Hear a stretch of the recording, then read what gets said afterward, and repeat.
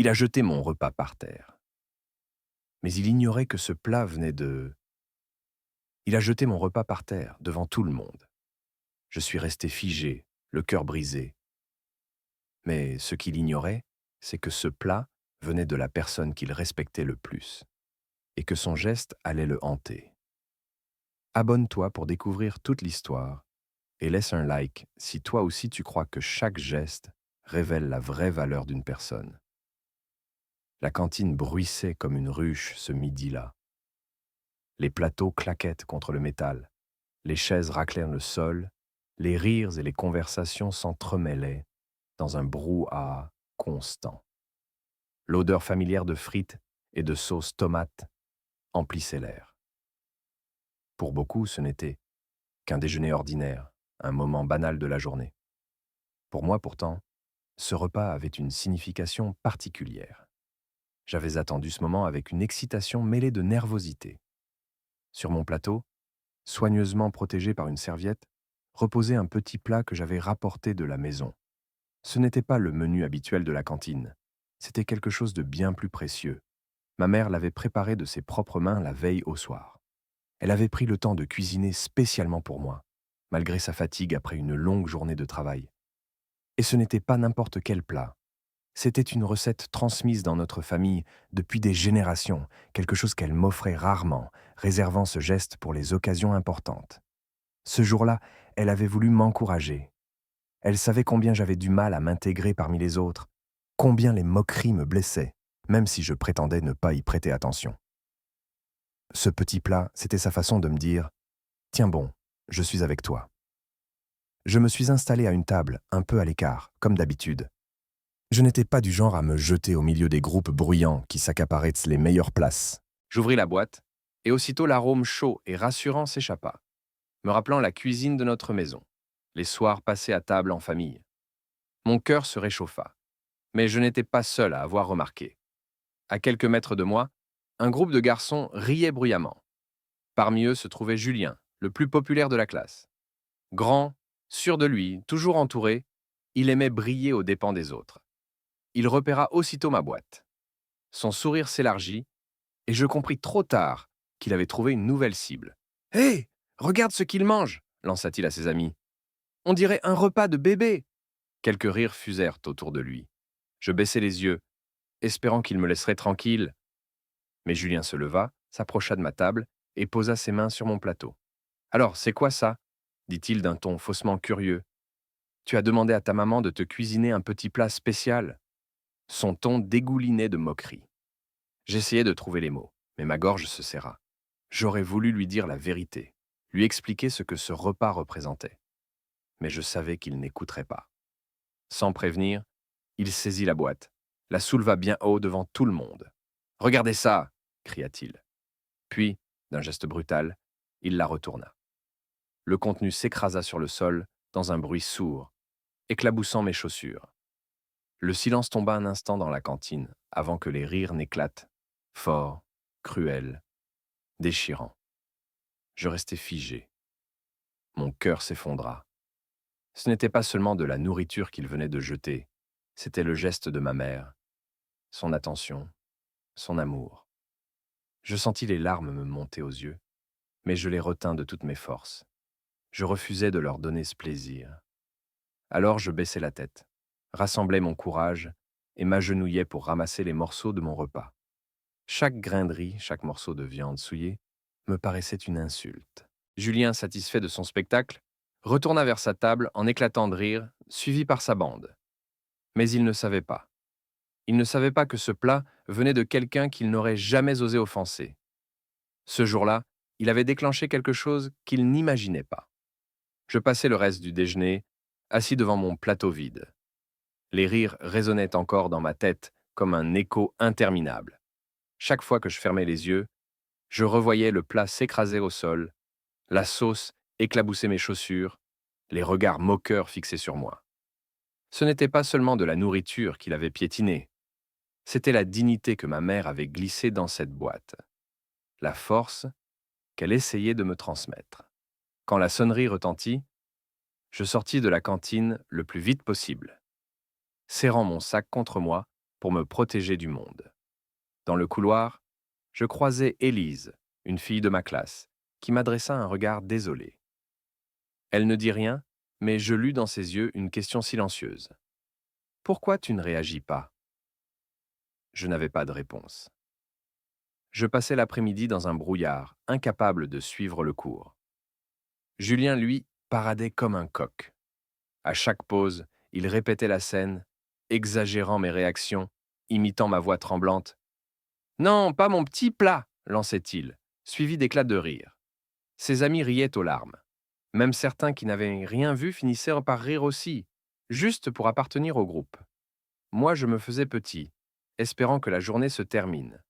Mais ce que Julien ignorait, c'est que ce repas n'était pas un simple plat de maman. Non, il venait de mon grand-père. Quelques semaines plus tôt, mon grand-père avait été hospitalisé. C'était un homme discret, mais respecté par beaucoup dans la ville. Ancien chef cuisinier d'un restaurant connu, il avait consacré sa vie à nourrir les autres. Ses recettes étaient sa fierté. Et ce jour-là, malgré sa santé fragile, il avait transmis à ma mère un de ses secrets de cuisine pour qu'elle le prépare pour moi. « Tu verras, disait-il en souriant, ce plat donne du courage. Moi, il m'a aidé à tenir quand j'étais jeune apprenti. » Ma mère, émue, avait promis de le refaire à la lettre. Ce repas, c'était son cadeau à lui, une bénédiction silencieuse transmise à travers elle. Alors, quand Julien l'avait jeté au sol, il n'avait pas seulement humilié un camarade. Il avait piétiné l'héritage d'un homme que beaucoup dans la ville considéraient comme un maître, presque une légende vivante. Ce soir-là, de retour à la maison, je posai mon sac et m'effondrai à table.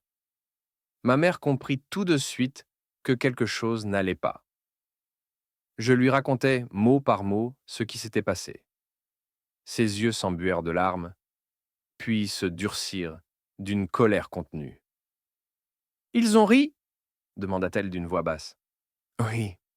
Et Julien, c'est lui qui a acheté le plat. » Je hochai la tête. Elle serra les lèvres, se leva et sortit une vieille photo d'un tiroir. On y voyait mon grand-père, vêtu de sa veste de chef, posant fièrement devant son restaurant, un trophée à la main. « Tu sais qui a remis ce prix à ton grand-père » demanda-t-elle. Je secouai la tête. Le père de Julien. Je restai figé. Ma mère hocha lentement la tête. « Oui, son père respectait ton grand-père plus que tout. Sans lui, il n'aurait peut-être jamais ouvert son propre commerce. Julien ne le sait peut-être pas, mais il doit une partie de ce qu'il est à l'homme qu'il a insulté à travers toi. » Un frisson me parcourut. Le monde prenait soudain une tournure différente. Julien, avec son arrogance et ses rires, ignorait totalement le lien qui unissait nos familles. Et moi, je savais maintenant que cette histoire n'en resterait pas là. Les jours suivants, je marchais dans les couloirs comme un fantôme. Les rires avaient diminué, mais la scène restait dans les regards. Julien poursuivait son petit théâtre, moins bruyant, plus venimeux. De fines piques jetées à voix basse, des sourires en coin quand je passais près de sa table. Je faisais semblant de ne rien entendre. En réalité, chaque mot s'incrustait en moi comme une écharde. Le vendredi, un message apparut sur l'ENT du collège. Fête des métiers, stand, tenu par des artisans et commerçants de la ville. On nous y emmenait classe par classe, pour ouvrir nos horizons. J'aurais préféré rester au fond de la bibliothèque, mais le professeur d'orientation nous fit descendre dans le gymnase, transformé en foire. Des tables alignées, des banderoles, l'odeur entêtante de café et de carton neuf. Au bout de l'allée, un stand retint mon attention. Nappes blanches, planches en bois, casseroles qui brillaient sous les néons. Une pancarte simple, noire, élégante. Maison Delcourt, boulangerie and traiteur. Mon estomac se serra. Delcourt, le nom de famille de Julien. Était-ce un homme d'une cinquantaine d'années se tenait derrière la table. Visage fatigué mais lumineux, cheveux poivre et sel, gestes précis. Il servait des bouchées à des élèves, expliquait les fermentations, les températures, la patience qu'exige la pâte. Sa voix avait cette chaleur particulière des gens qui aiment ce qu'ils font. Il portait la même bague en acier que Julien, je l'avais déjà remarqué. Pas de doute, le père. Nos regards se croisèrent par hasard. Il eut ce sourire professionnel, puis s'arrêta, comme frappé par un souvenir. Il fronça les sourcils. Je m'apprêtais à passer mon chemin quand un parfum, léger, subtil, flotta au-dessus du stand. Une casserole posée sur un réchaud libéra une vapeur familière. Oignons fondus, anis discret, pointe de vinaigre de riz, herbes au parfum de citron. Mon cœur bondit. C'était la base du plat de mon grand-père. Tu connais demanda l'homme, surpris par la façon dont je m'étais figé. Je ne trouvais pas tout de suite ma voix. Oui, enfin, je crois. Ça ressemble à une recette que ma famille fait. Il resta un instant silencieux, puis leva lentement la tête. Ton nom, c'est? Je le lui dis. Son visage se déplia, comme on ouvre une porte longtemps restée close. Ton grand-père, c'est bien lui qui tenait le jardin des saisons? Oui, répondis-je dans un souffle. Il eut un rire incrédule, presque ému. Mon Dieu, si tu savais. Ton grand-père m'a appris à confire l'oignon sans l'écraser, à attendre que le sucre sorte tout seul. Il m'engueulait quand je mettais le feu trop fort. C'est lui qui m'a donné ma première chance en cuisine. Sans lui, je n'aurais jamais osé ouvrir ma boutique. Il se tut, les yeux soudain brillants. Et toi, tu es son petit-fils? Je hochai la tête. Une chaleur diffuse envahissait ma poitrine. Pendant un instant, le gymnase, le brouhaha, les rires lointains. Tout s'effaça. Il y avait juste cet homme, la voix du passé, et l'odeur d'une recette transmise. Il me tendit une petite coupelle. Goûte, pour moi. Je pris la bouchée. Le goût explosa comme une mémoire. Douceur de l'oignon, acidité tenue, herbes ciselées, profondeur d'une sauce réduite lentement. C'était proche, très proche, pas tout à fait identique. Chaque main laisse sa signature, mais l'âme y était. C'est ça, murmurai-je. Le père de Julien sourit. Je revois encore ton grand-père, son rire qui secouait ses épaules. Il disait « La cuisine, c'est comme parler aux gens. Si tu cries, ils se ferment. » À ces mots, quelque chose se brisa en moi. Les images revinrent, la boîte renversée, la sauce sur le carrelage, les rires. Je sentis ma gorge se serrer. L'homme le remarqua aussitôt. « Ça va ?» Je déglutis. « Monsieur Delcourt, il y a eu quelque chose à la cantine. » Je n'avais pas prévu de parler. Les mots sortirent pourtant, heurtés, maladroits, comme si mon corps refusait de porter seul cette histoire. Je racontais l'insulte, la main qui saisit, la boîte qui se renverse. Je ne prononçais pas le prénom de Julien. Je dis simplement un élève. L'homme m'écouta sans m'interrompre. Son visage changea lentement, comme une pâte qui prend sous la chaleur. À la fin, il posa la louche, essuya ses mains sur un torchon. Et ce plat, c'était une recette de ton grand-père? Oui, ma mère l'avait fait pour moi. Pour... Je m'arrêtai, pour me donner du courage. Un silence dense s'installa. On entendait au loin un micro grésiller, un professeur rappelait qu'il restait 10 minutes de visite. Le père de Julien inspira longuement. « Je suis désolé que tu aies vécu ça, dit-il d'une voix basse. Vraiment. » Je hochai la tête, sans savoir quoi dire. J'avais peur du moment qui viendrait ensuite, de la question inévitable, du nom qui tomberait. Il reprit doucement. « Tu n'as pas à me répondre. Mais est-ce que tu peux me dire qui a fait ça ?» Je sentis le gymnase rétrécir autour de moi. Les sons se brouillèrent. Ma première impulsion fut de mentir, de fuir. Mais je repensais à mon grand-père, à sa façon d'attendre que la chaleur juste fasse son travail, sans brusquer. Ne pas crier. Dire vrai. Mes lèvres formèrent ce prénom, avant que je puisse l'en empêcher. Julien. Le temps se figea. L'homme cligna des yeux, une fois, deux fois. Il ne dit rien pendant plusieurs secondes, puis redressa la tête. Quand il parla, sa voix était calme, presque trop. « Je te remercie de me l'avoir dit. » Il fit le tour du stand, posa une main brève sur mon épaule. « Ce que tu as subi n'est pas acceptable. Chez moi, on m'a appris qu'on respecte la table, la nourriture et surtout les gens qui la partagent. Je vais parler avec lui. S'il vous plaît. Les mots m'échappèrent. Je ne veux pas d'ennui. Je ne veux pas... Je comprends, répondit-il. Ce n'est pas une affaire d'ennui, c'est une affaire d'éducation. À cet instant précis, une voix éclata derrière moi. Papa. Je me retournai. Julien se tenait à 2 mètres, sac à dos sur une épaule, l'air étonné de me voir si proche du stand familial. Il lança un regard rapide à la coupelle dans ma main, puis à son père. Qu'est-ce que... Son père le coupa posément. Julien, viens de ce côté, s'il te plaît. Il contourna la table, baissa d'un cran le réchaud, éteignit le petit brûleur portatif. Ce geste simple eut l'effet d'une sonnerie dans le silence. On allait parler maintenant, pas cuisiner. Tu connais ce garçon demanda-t-il. Julien eut un sourire réflexe, celui des cours de récré quand on nie l'évidence. Oui, il est dans ma classe. Pourquoi? Parce qu'il m'a parlé d'un plat qu'on a renversé à la cantine. Les yeux de Julien glissèrent vers moi, puis revinrent à son père. Une lueur d'inquiétude passa dans ses pupilles. Il tenta l'esquive. Oh ça, c'était rien. Des blagues entre copains. Le père cligna lentement des yeux, comme un juge qui laisserait tomber le marteau plus tard. Des blagues? Il marqua une pause. Tu sais de qui venait ce plat? Ben, de sa mère, j'imagine. On s'en fiche, non? Non, on ne s'en fiche pas. La voix du père ne monta pas. Elle se fit plus grave, plus lourde. Ce plat venait de la recette de son grand-père. L'homme qui m'a appris mon métier. L'homme qui m'a tendu la main quand je n'étais personne. Celui grâce à qui tu manges. Toi, depuis que tu es né. Le visage de Julien se décomposa imperceptiblement. Un rire nerveux lui monta aux lèvres. S'étrangla à mi-chemin. Tu plaisantes? Je ne plaisante jamais avec ça. Autour de nous, le monde continua de tourner. Des élèves passaient, des professeurs saluaient, des gobelets de café s'empilaient. Mais, dans notre cercle, le temps se resserrait. Julien baissa enfin les yeux, comme ébloui par une lumière trop blanche.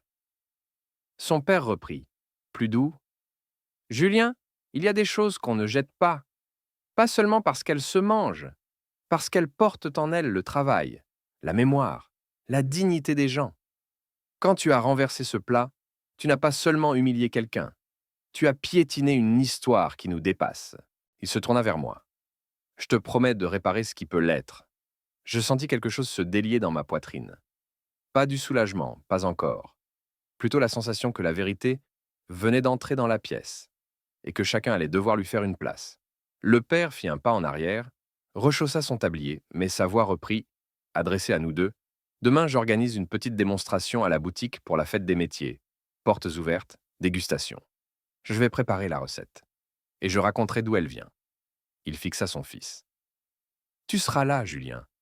Papa, Tu seras là. Il n'y avait pas de colère dans sa voix. Il y avait mieux, ou pire, selon le point de vue, une décision. Je reculai d'un pas, le cœur battant. J'avais l'impression d'assister à quelque chose qui m'échappait et me concernait tout à la fois. Le père me lança un dernier regard franc. Merci d'être venu me parler. Je hochai la tête. Mes mains tremblaient un peu. En quittant le stand, je sentis derrière moi la rumeur du gymnase reprendre son cours. Mais sous ce vacarme, une note persistait, claire comme un accord tenu. Demain, à la boutique, la vérité aurait une table. Et pour la première fois depuis la cantine, j'eus le sentiment que l'histoire ne finirait pas avec un plateau renversé, mais avec un plat servi, à la hauteur des regards. Le lendemain, j'arrivais devant la boutique Delcourt avec une boule au ventre. La vitrine brillait sous la lumière du matin, décorée de nappes blanches et de bouquets de fleurs simples mais élégants. Sur la porte, une affiche annonçait « Portes ouvertes, dégustation spéciale en hommage à nos maîtres ». Ces mots suffisaient à me glacer le sang. J'avais compris que mon grand-père serait évoqué, son nom prononcé devant tous. Devant l'entrée, une petite foule s'était déjà formée, des clients fidèles, des voisins, quelques professeurs et même des parents d'élèves. Les conversations bruissaient et chacun tenait un gobelet de café distribué par une apprentie souriante. Je distinguai au loin Élise, qui m'adressa un signe discret. Elle savait. Elle avait compris que cette journée serait différente. À l'intérieur, L'air était saturé de parfums. Le pain doré s'empilait sur les étagères, mais ce n'était pas ce qui retenait l'attention. Sur un large plan de travail trônait une grande cocotte en fonte, et à l'intérieur mijotait cette recette que je connaissais si bien. L'odeur m'enveloppa aussitôt, et mes yeux se remplirent de larmes avant même que je puisse les retenir. Le père de Julien, tablier noué, accueillait les invités avec chaleur. Sa voix résonnait dans la boutique, claire, assurée. Aujourd'hui, nous ouvrons nos portes pour partager un peu de notre histoire. Une histoire faite de farine, de patience et de transmission. Je me tenais dans un coin, invisible, jusqu'à ce que son regard me trouve. Il hocha la tête, comme pour dire « Reste », puis lentement, il posa sa main sur la cocotte. « Cette recette, expliqua-t-il, n'est pas de moi.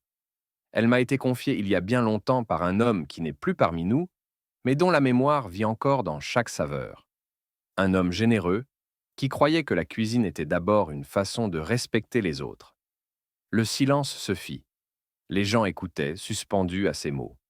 Cet homme, c'était le grand-père de ce jeune garçon, ici présent.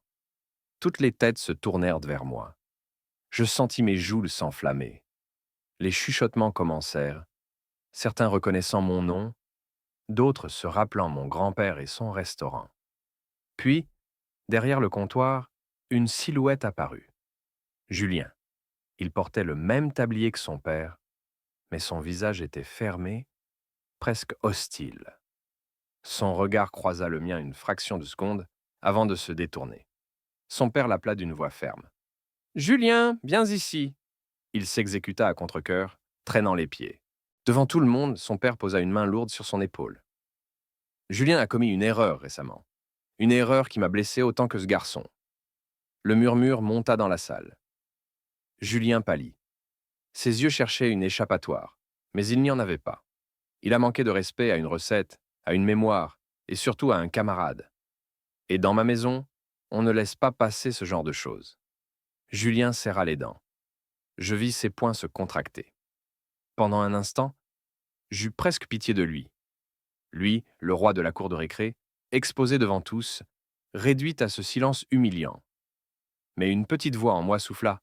« C'est ce que tu as ressenti ce jour-là. Il est temps qu'il comprenne. » Son père continua, implacable. « Alors aujourd'hui, il va servir ce plat. Pas pour moi, pas pour vous, pour lui. Pour apprendre ce que signifie le respect. » Julien ouvrit la bouche, mais son père lui lança un regard qui ne souffrait aucune réplique. Tremblant de rage contenue, Julien prit une louche, servit une portion dans une assiette et s'approcha de moi. Chaque geste semblait lui arracher un morceau de sa fierté.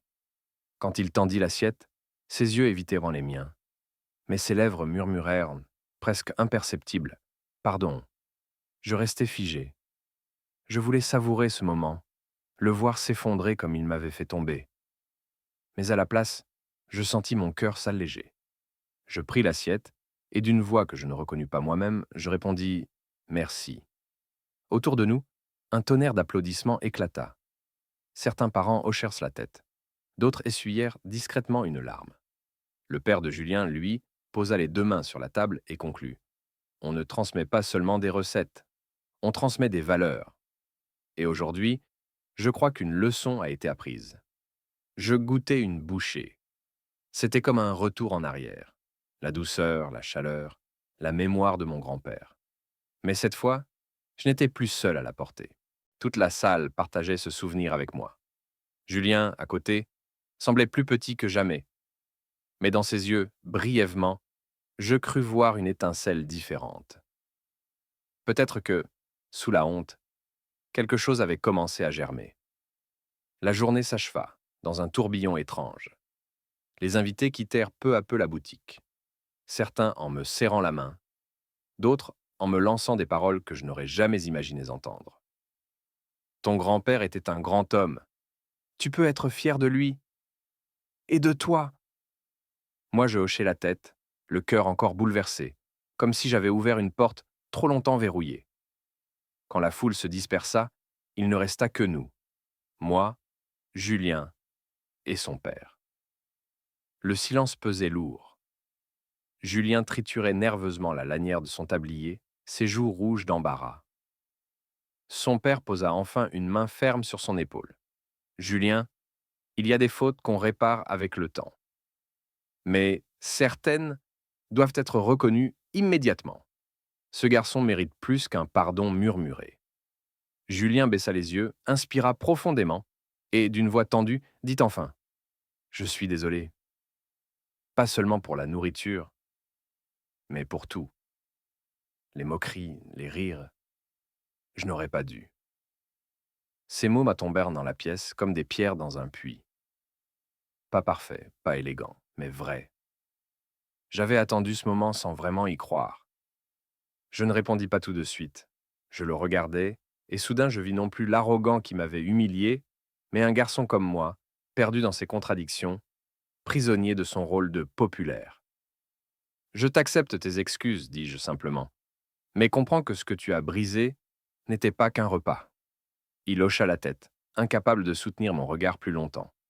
Son père soupira, soulagé. « Voilà, c'est comme ça qu'on apprend. » Nous sortîmes de la boutique.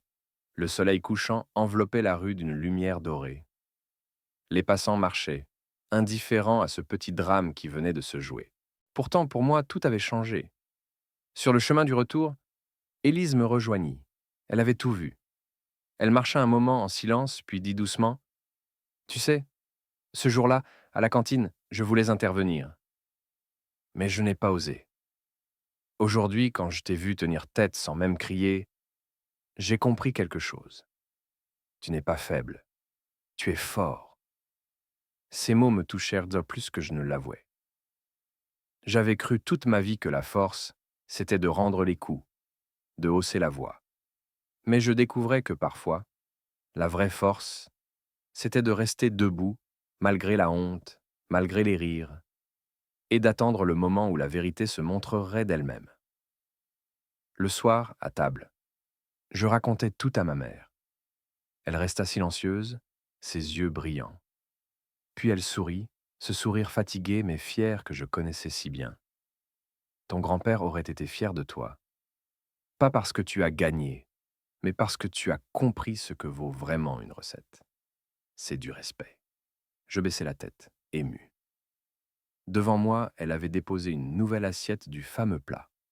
Pas pour panser une blessure cette fois, mais pour célébrer une victoire silencieuse. Je goûtais, et chaque bouchée avait un goût différent. Pas seulement celui de la mémoire, celui de la dignité retrouvée. Il existe des humiliations qui semblent nous écraser sur le moment. Mais quand elles révèlent la vérité, elles deviennent des leçons. La vraie valeur ne se mesure pas dans les rires cruels d'une foule, mais dans la dignité qu'on choisit de garder, même quand tout s'écroule. Abonne-toi pour d'autres histoires vraies et bouleversantes. Et si toi aussi tu crois que le respect se construit dans les petits gestes, laisse un like et partage cette histoire.